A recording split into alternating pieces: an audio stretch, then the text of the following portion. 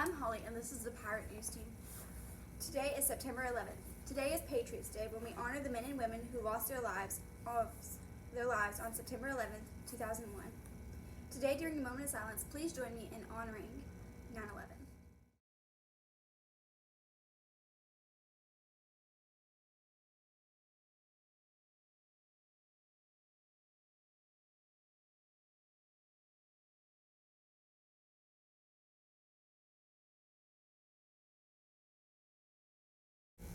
And now for the Pledge of Allegiance.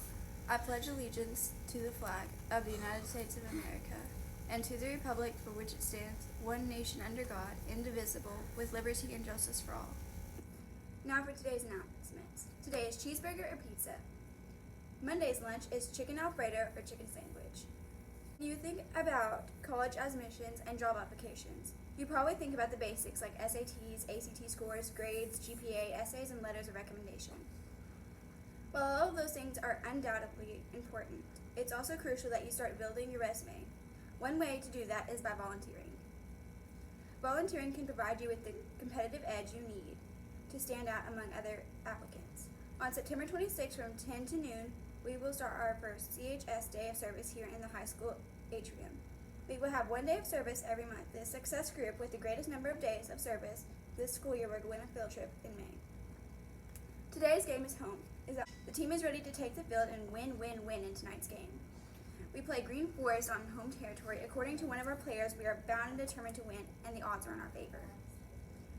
What's in the news? Wildfires rage in California, Oregon, and Washington, killing 15 people. One of these wildfires was started on after an elaborate gender reveal went wrong. It's bae, but remember, only you can prevent forest fires. Now it's time for our special segment, Walk the Halls. Where were you when the world stopped turning? When I first heard about 9/11, I just dropped off my oldest son at kindergarten, and I was on my way home listening to the radio when I heard that something had hit the World Trade Center. And I went on to my parents' cafe. They owned a natural dam, and watched the second plane hit the second World Trade Center tower. And then we didn't know what was going on. There was a lot of confusion. Everybody was scared. No one really knew what to do. People were checking their kids out of school. And I was 22 years old at the time, and it was just a really scary time. It seemed like it went on and on and on forever.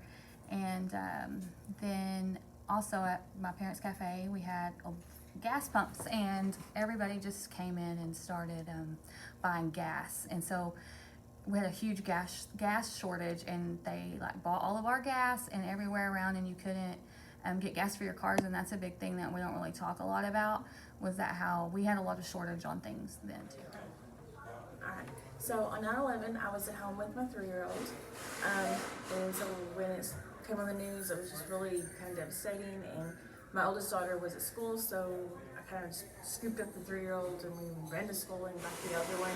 And I called my husband, pretty panicked, and wanted him to come home. And of course, he was at work; he couldn't come home. And we just kind of sat and watched the news the rest of the day. It was really just devastating to watch people, because on the news you could see people literally jumping out of the buildings, stories high, to their death. I mean, because it was either burn alive or plummet to your death. It was just devastating, and that's pretty much all I was doing, was watching the news. On 9/11, I was in 7th grade.